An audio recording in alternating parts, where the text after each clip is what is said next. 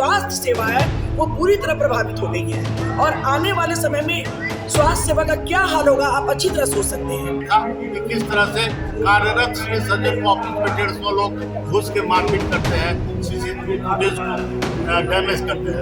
आप देख रहे हैं पिछले कई दिनों से, कई महीनों से, कई सालों से हम डॉक्टर्स भयभीत वातावरण में काम कर रहे हैं। अक्सर हमारे साथ घटना दुर्घटना होती है सुनी मांग है जिसको सरकार लगातार वर्षों से अनसुनी कर रही है। हमारे जो दूर दराज के इलाकों के जो डॉक्टर हैं उनके ऊपर तो आए दिन वर्षों से हमले होते आ रहे हैं और वहाँ पर सुरक्षा का भी अभाव है, मगर राजधानी रांची के नामी गिरामी जो चिकित्सक हैं अब उन पर जानलेवा हमला हो रहा है। तो जाहिर सी बात है कि राज्य की जो स्वास्थ्य सेवा है वो पूरी तरह प्रभावित हो गई है और आने वाले समय में स्वास्थ्य सेवा का क्या हाल होगा आप अच्छी तरह सोच सकते हैं। इसके अलावा अभी हाल में ही इंडियन मेडिकल एसोसिएशन के प्लेटफॉर्म पे हम लोगों ने डॉक्टर हाजरा और डॉक्टर सौरभ के परिजनों को मदद देने की अपील की थी और इतनी संवेदनशील अपील भी ये सरकार जो इतनी असंवेदनशील है उसको भी उसने अनसुना कर दिया। तो सरकार को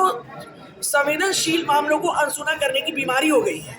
ये तो आप खुद ही बोल रहे हैं कि लॉ एंड ऑर्डर आप देख रहे हैं, स्थिति क्या है, क्यों अभी तक जो है हम लोगों ने ये स्थिति 13 तारीख को ही हम लोगों ने सरकार को सूचना दे दिया था कि भाई इस तरह की पोजीशन है और अगर आप नहीं संज्ञान लेते हैं तो हम लोग स्ट्राइक पे भी जा सकते हैं। अभी तक आज के डेट तक जो इतनी विकट परिस्थिति है, लगातार हमारे डॉक्टर भी पीटे जा रहे हैं, उनको मारा जा रहा है, चाहे वो हजारीबाग हो, चाहे वो पेटरवार हो, चाहे वो गोड्डा हो, चाहे वो लोहरदगा हो, गढ़वा की स्थिति आपने देखा कि किस तरह से कार्यरत श्री संजय को ऑफिस में 150 लोग घुस के मारपीट करते हैं, सीसीटीवी फुटेज को डैमेज करते हैं। रांची में देखें कि घर में घुस के किस तरह से एक वरिष्ठ चिकित्सक को किस तरह से घर में जो है उन पर हमला होता है, लगातार हो रहा है। हम लोग सरकार से हर चीज़ के लिए अपील कर रहे हैं लेकिन सरकार नहीं सुन रही है। हम लोग कोई स्ट्राइक या इस तरह का परेशान करना नहीं चाहते हैं। मेरे को समझ में नहीं आता कि मेडिकल प्रोटेक्शन एक्ट में दिक्कत कहाँ है। झारखंड पहला राज्य नहीं है, 23 राज्यों में लागू है।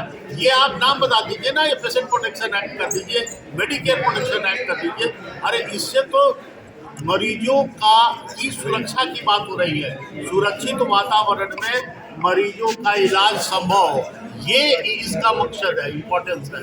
ये लोगों को समझना चाहिए कि ये उनके लिए डिमांड है, क्योंकि जब तक सुरक्षित वातावरण नहीं रहेगा चिकित्सक से आप कैसे उम्मीद कर। आज तो चिकित्सक आक्रोशित भी है, भयभीत भी है और अगर ऐसी स्थिति बनी रही तो भविष्य में जो है ये पूरी चिकित्सा व्यवस्था ठप हो जाएगी और यहाँ तक चिकित्सक जो है अब झारखंड से पलायन करने की भी बात सोच रहे हैं।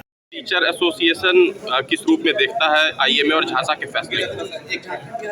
ये रिम्स टीचर एसोसिएशन या कोई दूसरा एसोसिएशन की बात नहीं है, ये बात है इंडियन मेडिकल एसोसिएशन। जितने भी डॉक्टर हैं, चाहे वो झारखंड में हो चाहे पूरे देश में हो, सब मेंबर हैं आईएमए के। इसलिए अगर आईएमए ने इसको कॉल किया है तो हर डॉक्टर का ये दायित्व और निश्चित रूप से उसको उस कॉल को अटेंड करना। अब रह गई बात कि क्यों स्थिति पैदा हुई, तो आप देख रहे हैं पिछले कई दिनों से, कई महीनों से, कई सालों से हम डॉक्टर्स भयभीत वातावरण में काम कर रहे हैं। अक्सर हमारे साथ घटना दुर्घटना होती है चाहे वो नेता के द्वारा हो, चाहे वो पदाधिकारी के द्वारा हो, चाहे आम जनता के द्वारा हो। उससे त्रस्त आके इस कॉल को बुलाया गया है। आज हम लोग कार्य बहिष्कार कर रहे हैं जिसमें रिम्स के भी चिकित्सक सम्मिलित हैं।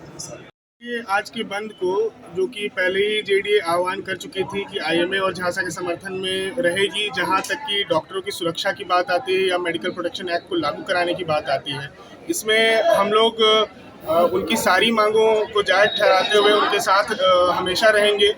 और दूसरी बात ये है कि रिसेंट में ही एक हफ्ते के अंदर बहुत सारी ऐसी घटनाएं घटी हैं जिसमें कि डॉक्टर फ्रेटर्निटी पूरी तरह से आहत है और इतने संवेदनशील मामलों को भी सरकार नज़रअंदाज कर रही है। इसलिए हम लोग ये चाहते हैं कि ये प्रोटेस्ट जो है आज हमारा सफल हो और हम लोग कोशिश करेंगे कि सरकार हमारी सारी मांगों को सुने और उस पर अमल करे।